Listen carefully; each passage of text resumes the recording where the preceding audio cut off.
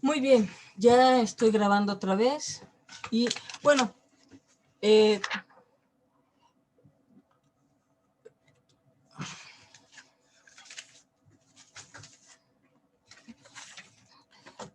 ¿por qué es importante que nosotros revisemos esto? Muchas veces cuando hablamos de los desastres, justamente vemos que hablamos de estas fases, de estas fases, el predesastre, el durante y después. Entonces, justamente el trabajo que se ha hecho desde esta visión fisicalista o naturalista nos ha permitido ir desarrollando las fases de alerta. ¿Sí? El proceso que le llamamos de alertamiento temprano, que es reconocido por, digamos, más actualmente el marco de Sendai como una de las cosas que debemos de hacer para aumentar la resiliencia. Brevemente voy a recordarles que resiliencia lo utilizamos como una variable inversa a la vulnerabilidad. Es decir, mientras menor vulnerabilidad, mayor resiliencia. Y una de las cosas que es muy importante es que mi interés ahorita es como que ustedes vean las formas en las que hemos ido estudiando los desastres, no todas, por supuesto, ahorita no es mi interés agotarlas, pero sí cómo a partir, para que entendamos cómo llegamos de todo esto, de todos estos trabajos que configuran después alguno de ellos, lo que conocemos como protección civil, cómo se configura la gestión integral de riesgo de desastre. ¿Sale? Entonces, otra vez, tenemos nuestra fase de predesastre o fase de alerta, el impacto, la atención a la emergencia y los procesos de rehabilitación o de reconstrucción. En los procesos de reconstrucción va a ser muy importante la visión que se tiene desde la ingeniería, ¿sí? Entonces, Esmeralda, dígame.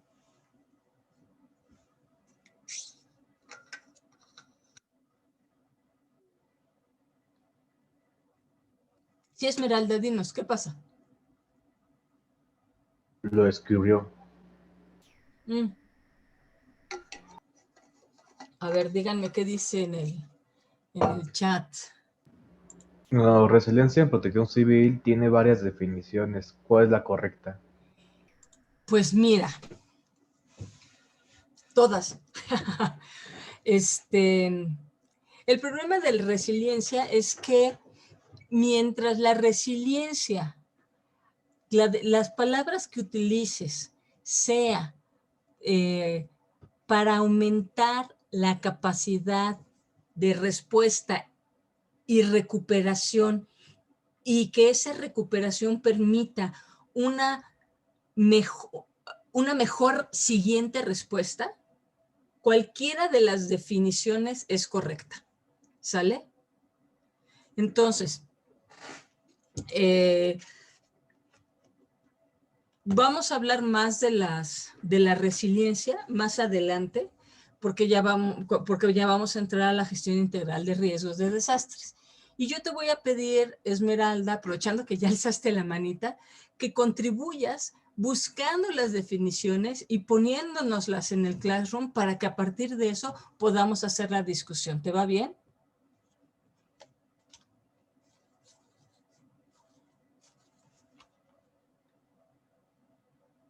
Por el chat, Esmeralda. Ok, muy bien. Entonces, mientras entendamos resiliencia como la capacidad de reconstruir mejor o de responder mejor la siguiente vez, eso es correcto. ¿Sale? ¿Les queda claro a todos los demás? ¿Cómo dijo, profesora? Que la idea es que resiliencia tiene que ver con que yo cada vez pueda responder de mejor manera, ya sea más rápido, ¿no? Ya sea con más eficiencia, ya sea, pero que aporte que yo lo haga mejor, es decir, que no solamente reconstruya, sino que reconstruya mejor, utilizando la experiencia, con un proceso de aprendizaje. ¿Sí, Aldebarán? Maestra. Muy bien. De todas maneras, si después algo no les hace sentido, apúntenlo, porque vamos a seguir hablando de resiliencia. ¿Sale? Entonces, el enfoque sociológico, pues es un enfoque de que ustedes ya deben de estar bastante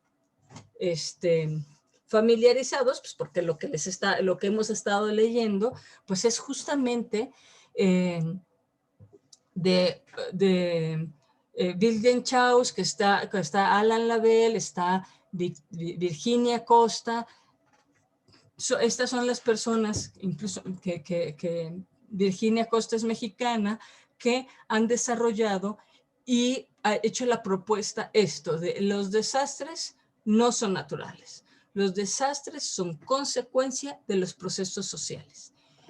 Y pues esta es una parte muy importante para nosotros en la licenciatura, pero como verán, no dejamos de lado las otras visiones de los desastres, y en un momentito que termine, que haga mi cierre, espero que a ustedes les haya quedado muy claro esto. ¿Sale? Entre los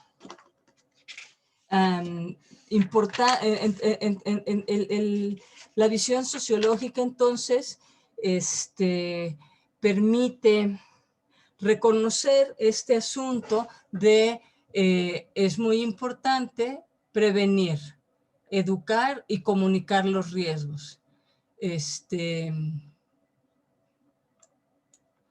Vamos a trabajar con poblaciones, con comunidades y personas, y necesitamos que el financiamiento permita trabajar justamente con estas. Cada vez que muevo mi mouse me salen cosas en mi pantalla, por eso me distraigo. Que para hacer investigación en comunidades, con las personas, buscamos fortalecer la toma de decisiones con la comunidad, y además buscamos que haya buena comunicación. Vamos a hablar también de algunos de los aspectos de la comunicación de riesgos. Ustedes van a tener todo un semestre para trabajar planeación de la comunicación de riesgos, he ahí la importancia, y por eso en este curso que es introducción necesitamos darles, pues cuando menos, las definiciones y algunos ejemplitos de que sepan el tema de la comunicación es bien importante. Necesitamos mediar entre decir lo que está ocurriendo sin generar terror, ¿sale? Entonces, no sé si ustedes recuerdan una película llamada La invasión de Marte, ¿cómo se llama?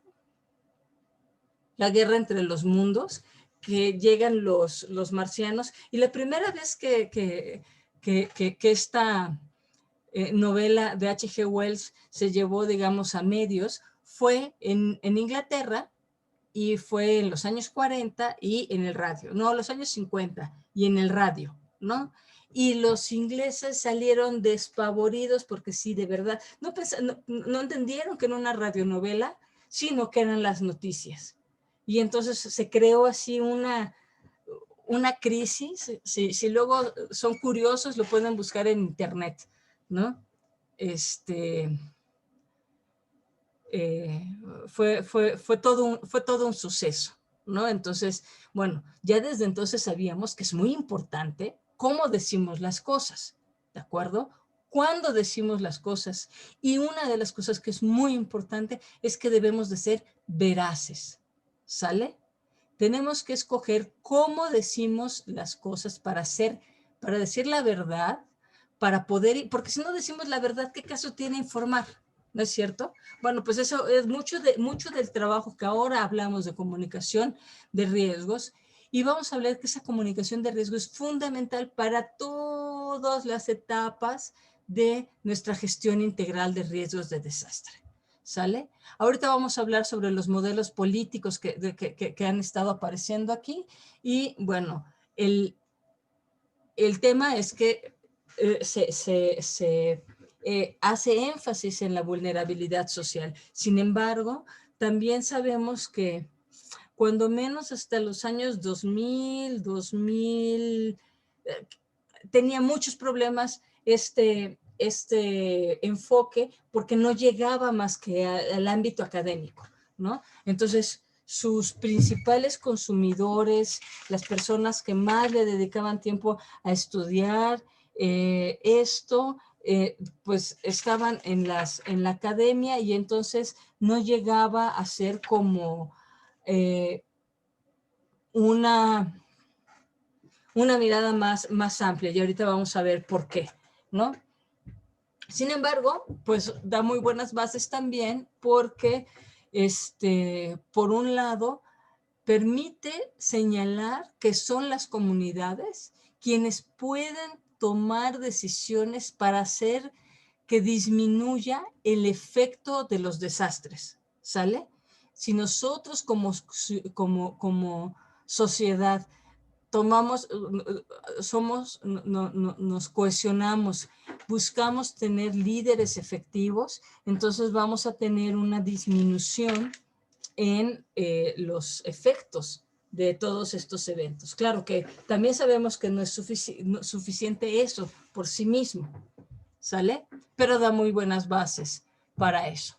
Por otro lado, tenemos el enfoque ingenieril, que digamos que básicamente están los ingenieros civiles, los ingenieros geólogos, los ingenieros topógrafos, ¿sale? Que lo que no les preocupa son las estructuras físicas. Y la definición de desastre está en función de qué infraestructura es la que es dañada, ¿sale? Entonces, en este sentido, el enfoque ingenieril no ha hecho contribuciones epistemológicas al estudio de los desastres porque no le interesa la definición de los desastres, porque no le interesa la clasificación de los desastres.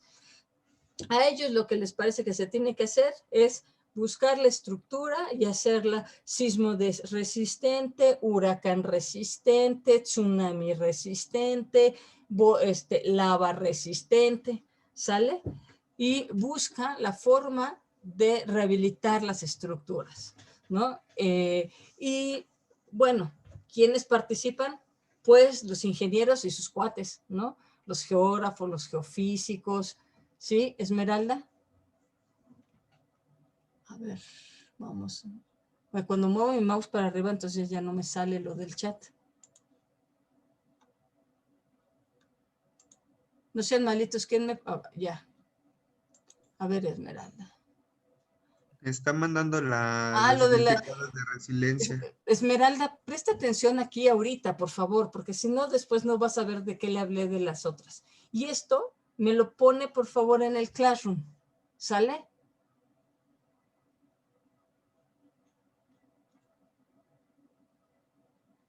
Esmeralda.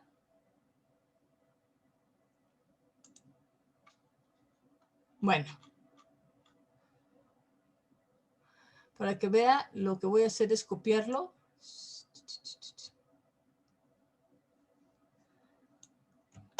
Y de una vez se los pongo en el Classroom, ¿sí? Bueno, no. Así les voy a dejar. Ahorita están copiados y ahorita pero si no, no vamos a terminar. Y ese es el enfoque ingenieril, ¿sale? Y tiene que ver con un modelo de política racional y, por supuesto, su interés está puesto en trabajar la vulnerabilidad física, ¿sale?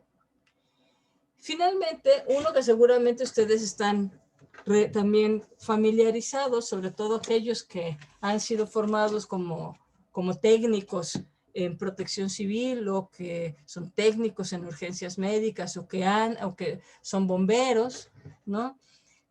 El enfoque operativo pragmático pone su énfasis en la capacidad de respuesta para evitar o disminuir el desastre. Este enfoque ha sido llamado reactivo y no tiene nada de malo, necesitamos ese enfoque reactivo. Digamos que su énfasis está puesto en que la gente esté preparada con el material y el equipo preparado para poder hacer una intervención justamente después del desastre y entonces pueda, después de la fase de impacto, puedan atender a la población y hacer las labores de rescate. Entonces tenemos técnicos, políticos, población. Si ustedes piensan en los sismos de 2017, todo el mundo estaba ahí muy preocupado de remover los escombros y todo el mundo queríamos participar en la remoción de los escombros para salvar a la gente. ¿Sale? Es una parte que es muy importante. Y entonces, pues lo que necesitamos tener son recursos humanos capacitados, recursos financieros, pues para tener los guantes, las quijadas de la vida, las palas, y todo el equipo que se necesita para hacer, ¿no? Y se tienen una serie de procedimientos operativos y vamos a ver que hay distintos tipos de política que va a estar predominando dependiendo del ciclo de desastre.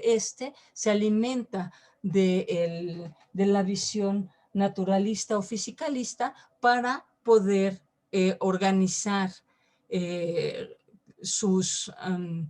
va a hacer en caso de cada uno de estos eventos. Se alimenta del proceso del enfoque sociológico en tanto que reconoce la participación de los grupos humanos, incluso hay protocolos establecidos para qué hacer cuando hay violencia, ¿no? Y esto ha sido muy importante, por ejemplo, en lugares donde ha habido guerrillas o, por ejemplo, aquí en México ahora con la guerra del narco, ¿sale? Las comunidades donde más violencia hay otro tipo de protocolos que estos grupos establecen, ¿sale? Ahora, vamos a ver de los modelos de políticas de los que hemos estado mencionando, ¿sale? Y esto tiene que ver con, primero, cómo cuáles son las concepciones de desastre de las que se van a hacer llegar, ¿sale? Para poder proponer estrategias y lineamientos y métodos de evaluación, ¿sale? Entonces, la política racional tiene que ver con el valor utilitario de los valores, de las cosas, ¿sale? Entonces hay una decisión entre el valor y el costo-beneficio de algo. Generalmente hay un centralismo y ahí se decide toda la operación.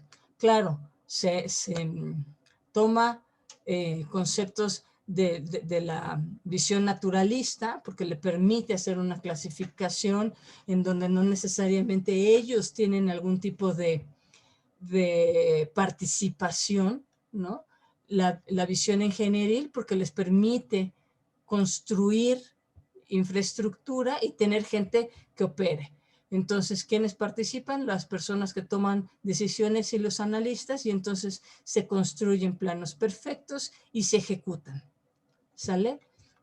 Entonces, lo primero que se le da énfasis es a la seguridad nacional. Y ahí es donde hablamos de la gobernabilidad. Se obedece en un régimen completamente vertical, ¿sale? El modelo 2, que tiene que ver con la política organizacional, hay ciertos patrones de comportamiento porque hay organizaciones y las políticas son productos de esa forma de organizarnos, ¿no? Como el valor que tiene son las organizaciones, que en este sentido serían nuestros sistemas afectables y por lo tanto se le daría mayor peso a la vulnerabilidad social. Tenemos que la concepción del desastre tiene que ver con una concepción sociológica y operativa pragmática, porque de esa manera formamos nuestras organizaciones, tanto nacionales como locales, y se siguen procedimientos operativos que lo que hacen es, respetar procedimientos y ensamblan las organizaciones. Piensen un poquito cómo estamos pensando, cómo pensamos a la protección civil, que decimos la protección civil son acciones que son tripartitas entre el gobierno, las asociaciones de protección civil y las comunidades, ¿sale? Entonces organizamos y le decimos a cada quien qué parte le corresponde, ¿sale? Y por otro lado, pues tenemos la política burocrática.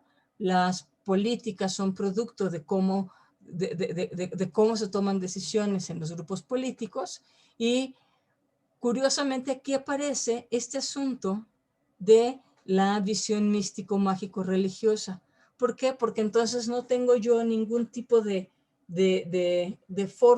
tengo ningún tipo de responsabilidad. Lo que quiero es calcular escenarios, ¿no? Y se van a responder de acuerdo a al tipo de evento que haya aparecido, y pues llegaré a las negociaciones. Me interesa más llegar a las negociaciones y acuerdos y consensos con los distintos grupos involucrados que realmente hacer alguna estrategia de prevención. ¿Queda claro? Sí, sí, profesor. Seguramente este tema, este tipo de cosas las volveremos a abordar cuando vayamos viendo la gestión de riesgos. Bueno, esto es lo que les decía de las fases del desastre, ¿no? Aquí lo que vemos son los efectos del impacto de los desastres, y entonces vean, aquí están terremotos, vendavales, inundaciones, inundaciones repentinas y tsunamis y otras inundaciones. Y entonces lo que nosotros vemos es que hay puede variar el número de muertos entre muchos o pocos, las lesiones, ¿sale?, excesivas. Y vamos a ver aquí que estos son los efectos, digamos, sobre las personas, y por otro lado podemos encontrar el riesgo de enfermedades transmisibles, y vamos a ver que pueden darse sobre todo en condiciones de hacinamiento y deterioro sanitario. Y eso, digamos que esta en particular es una forma de ver los desastres, de estudiar los desastres en la salud pública, pero desde una visión naturalista, ¿sale? Entonces, hay escasez de alimentos, pues en los terremotos rara vez, pero en los tsunamis o inundaciones repentinas es frecuente, ¿no? También cuando hay otro tipo de inundaciones, porque pues generalmente afectan a bodegas, ¿no? Y las inundaciones generan grandes movimientos de poblaciones, y esto sabemos que todo genera mayor vulnerabilidad social. Pero si se fijan, desde este tipo de cuadros, pues lo vemos y decimos, sí, es cierto, el terremoto, pero no hacemos ningún tipo de análisis de por qué este terremoto y el tsunami sí, la inundación genera una respuesta tan diferente contra el terremoto, ¿sale? En esta imagen lo que les estoy presentando es el modelo típico del mando de emergencia o el sistema de mando de emergencia que se utiliza para todavía a la fecha como parte de las respuestas rutinarias de los sistemas operativos, ¿no? Esto tiene que ver con, ¿no? Tenemos un sistema de mando, tenemos el comando, y después un oficial de enlace y un oficial de información pública, el oficial de seguridad y el oficial de comunicaciones, y tenemos 4 áreas de interés: operaciones, planeación, logística y suministros, ¿sale? Entonces, la idea es que con este sistema se puedan fusionar distintos sistemas, que puedan entrar la policía, el ejército, bomberos, y entonces todos puedan ir organizadamente respondiendo, ¿sale? Entonces esta es la estructura básica, ¿no? Esta en particular es del sistema de la visión operativa pragmática, ¿sale? Con este sistema es con el que vamos a atender nuestros incidentes, nuestras distintas emergencias. Por otro lado, vamos a ver que este sistema operativo también reconoce que hay un proceso en el que hay un entorno internacional y un entorno físico y ecológico. Y esto más bien es sacado ya de una de las instituciones de mayor trascendencia, que es la Cruz Roja Internacional, ¿sale? Y entonces vemos cómo la Cruz Roja Internacional va empezando a transformar no necesariamente el modelo, sino va generando una propuesta que después va a ser retomada en los tratados, primero de Yokohama, después de Undai y ya finalmente en el de Sendai, en donde decimos, bueno, el entorno, hay una relación, hay un proceso dialógico entre el sistema político, el económico y el social, ¿no? Si se fijan, aquí todavía no encontramos bien cómo incorporar al entorno físico y el entorno nacional, pero sí podemos decir que hay un proceso, que el desastre resulta de una interacción deficiente y entonces rebasa la capacidad de estos sistemas, de cualquiera de estos sistemas. Y pensamos también, ya empiezan a incluir vocabulario propio de los economistas, pensando que cuando hay desarrollo, cuando la interacción de estos sistemas contribuye a mejorar el equilibrio general. Fíjense, voy a insistir, todavía no alcanzan a incorporar el entorno ecológico y físico. Ok. ¿Dudas o preguntas? Déjenme ver porque me faltó una diapositiva que no sé si me salté o que no incorporé. Bueno, el asunto es que a ustedes ya les queda claro, ¿no? Que cuando estamos hablando de gestión integral de riesgo, o sea, empezamos a ver cómo tenemos las distintas visiones que de alguna manera, pues cada quien lo estaba haciendo en su campo, ¿no? Los geólogos estudian los sismos, los geólogos estudian los volcanes. Por otro lado, los sociólogos empiezan a construir estos conceptos de vulnerabilidad, se empieza a armar el ciclo de desastres, ya empezamos a incorporar en el ciclo del desastre, híjole, pues ya no solamente es el antes, durante y después, sino estamos teniendo nuestra alarma, nuestros sistemas de alertamiento, pero además, para que estos sistemas de alertamiento funcionen, necesitamos hacer una identificación de los peligros, un análisis de riesgos y a partir de eso proponer medidas de preparación y de prevención. Y además necesitamos incluir mitigación y para incluir la mitigación necesitamos llamar a los ingenieros para que nos ayuden a hacer todas estas estructuras sismoresistentes, pensar en otro tipo de carreteras, ¿sale? Para poder hacer estos ejercicios de mitigación. ¿Sí? Todo esto debe de ir a la par del proceso de la del alertamiento, pero el alertamiento no tiene sentido si no empiezo a hacer un trabajo con las comunidades para que ellas sean las que se preparen, para que ellas sepan, las que digan, ah, sí es cierto, ese árbol pues ya está enfermo y en el primer vendaval se me va a venir encima a mi casa, ¿sale? Y entonces es como se empiezan a incorporar todas estas ideas, ¿no? Que después el programa, el programa para la reducción de desastres de la ONU va a hacer, va a empezar a llamar a todos los participantes a nivel internacional y entonces vamos viendo cómo se van configurando ya las acciones que antes se veían por separado, se hacen en una sola imagen de lo que ahora le llamamos gestión integral de riesgo de desastre, ¿sale?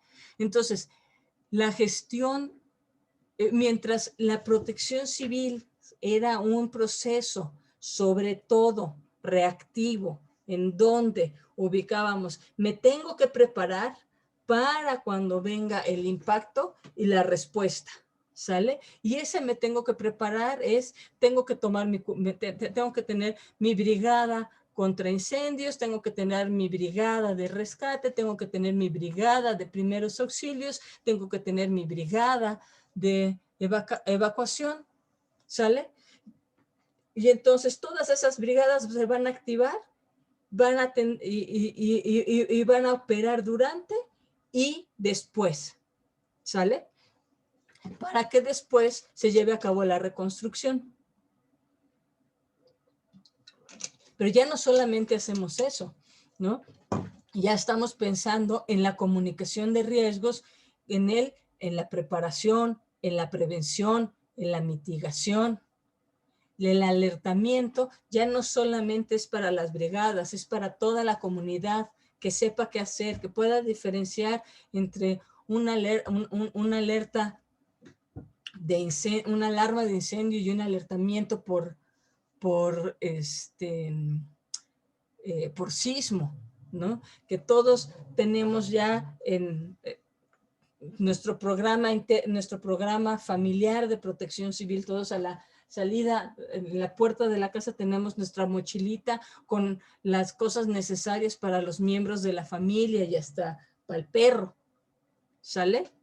Entonces todas esas cosas se van integrando y así es como configuramos ahora, como pasamos de la protección civil a la gestión integral de riesgo de desastre. Entonces, cuando hablamos de gestión, estamos hablando de toda una serie de herramientas administrativas que nos permiten hacer esto. Gestión de riesgos justamente tiene que ver con desarrollar herramientas y habilidades técnicas y de comunicación para que disminuya el daño que pueda provocar cualquier tipo de evento, no solamente de origen natural, sino ya tenemos toda una clasificación de eventos de origen antrópico y cosas que le llamamos emergencias complejas, ¿sale? Que tiene que ver con temas mucho más y concatenadas, ¿sale? Las emergencias complejas tienen que ver ya con actos como el bioterrorismo, como el narco, como la trata de personas, ¿sale? Y entonces ya no solamente estamos pensando en hacer nuestros refugios post sismo, sino también estamos pensando en, pues vamos a tener desplazamientos porque en los países de Sudamérica y de Centroamérica ahorita hay mucha violencia y esa violencia hace que se mueva la gente, que se vaya desplazada y entonces necesitamos, porque estamos dentro de los pactos internacionales que hemos firmado, como país nos hemos comprometido a hacer ese tipo de cosas. En el desarrollo sustentable también estamos pensando en darle un trato humanitario a las personas que vengan desplazadas, no solamente de otros países, sino de nuestro mismo país. Si ustedes voltean a ver Chiapas o Guerrero, ahorita son zonas francas de gran violencia. ¿Sale? Estamos pensando, ya no solamente nos preocupa tener agua, nos preocupa tener agua potable, nos preocupa que las condiciones de higiene sean suficientes para todos. ¿Sale? Y claro, ahí es cuando metemos los conceptos de resiliencia. ¿Sí? Ya no solamente queremos disminuir la vulnerabilidad, ahora queremos que aumente la resiliencia.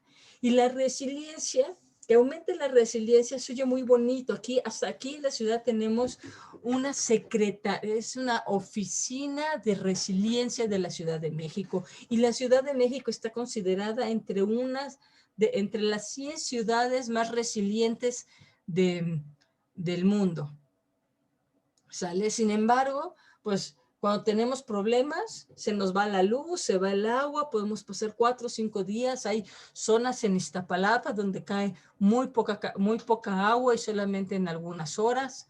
¿Sale? Entonces, aunque suena muy bien y políticamente se oye muy correcto, todavía tenemos que trabajar en la resiliencia. La otra cosa es la resiliencia personal. ¿Sale? Entonces vamos a ver, a partir de lo que nos escribió nuestra compañera Edith. Hace un rato, ¿sí fue Edith? Perdón. Esmeralda, creo. Esmeralda, cierto. Vamos a ver, pues, todas estas acepciones de resiliencia. Y como les digo, resiliencia mientras sea salí del problema y todavía puedo superar más y salí fortalecida, eso es correcto.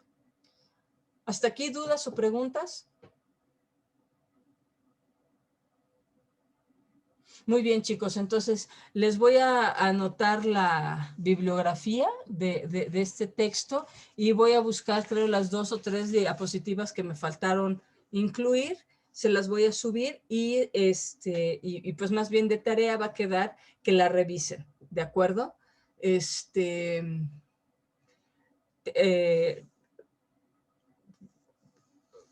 Con esto vamos a concluir la clase de hoy. Pónganse a estudiar, terminen de hacer las lecturas, ¿sale? Los que no han terminado la tabla, me avisan y si todavía hay dudas, me las ponen ahí en el Classroom y abrimos una sesión solo para las personas que tengan dudas todavía. Profesora, de tarea, ¿sale? Yo tengo una duda sobre la biografía del la lectura del primer, No sé. la de primera lectura que dejó, pero Adrián, bibliografía, perdón. Adrián, pónmela porque ya se va a cortar la grabación. Tenemos que poner todas las bibliografías, es que Sí. son demasiadas. Ok, estamos en esa duda, es que le voy a comentado,